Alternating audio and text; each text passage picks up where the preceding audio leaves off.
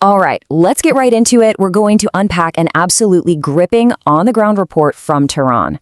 This piece really captures a moment when the city, and honestly the entire region, was pushed right to the very edge. It really all begins with this one sentence, so simple but so powerful. An Al Jazeera correspondent says, "The windows of our office were shaken." That's not just a line in a news report, right? You can almost feel that vibration.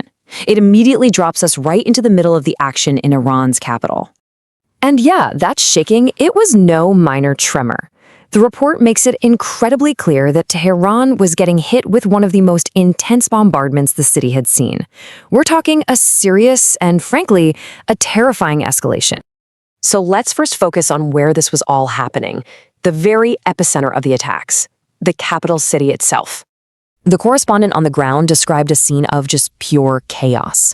Imagine this. Strikes are coming from the west, the south, the east, from all directions. It was impossible to even know where they were originating. This wasn't some kind of surgical strike. This was a widespread assault, and it seemed like it was designed to create confusion and cause as much impact as possible. But here's the thing. That chaos wasn't just contained to Tehran. Not by a long shot. The scope of this whole assault was much, much wider. In fact, reports pointed to a coordinated campaign that was hitting multiple key Iranian cities all at once. So this wasn't just an attack on Tehran. It was a much bigger strategic operation targeting Karaj and Isfahan too. Okay, so if we look just west of Tehran, we have the city of Karaj, and the specific impact noted there is really telling. Disruptions to the power supply. That suggests these attacks were also aimed at crippling essential infrastructure. And then, to the south, you've got Isfahan. The correspondent specifically mentioned that this city saw some of the most intensive bombardment of the entire day. That's a huge signal of its strategic importance as a target. And this right here explains why Isfahan was so significant.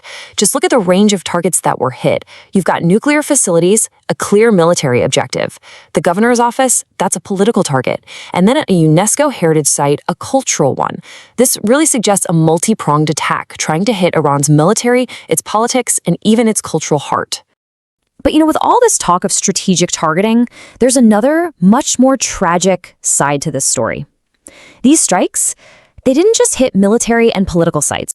40. According to the report, that's the number of people who were killed when a residential district near Tehran was struck. It's just a stark, sobering reminder that beyond all the geopolitical games, there is a very real and immediate human cost.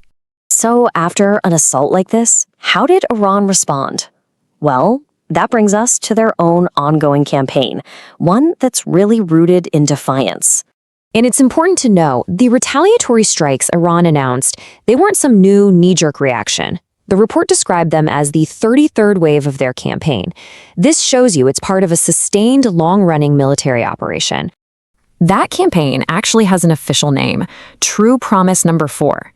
This is the banner that Iran has been using for its missile launches, which have been targeting Israel and other strategic spots across the region. This retaliation, though, it's about more than just military tit-for-tat. It's about sending a clear and very powerful message. And wow, what a message it is. This is a direct quote from the Islamic Revolutionary Guard, and it's a chilling declaration. From now on, they will not launch any missile that is lighter than 1,000 kilograms.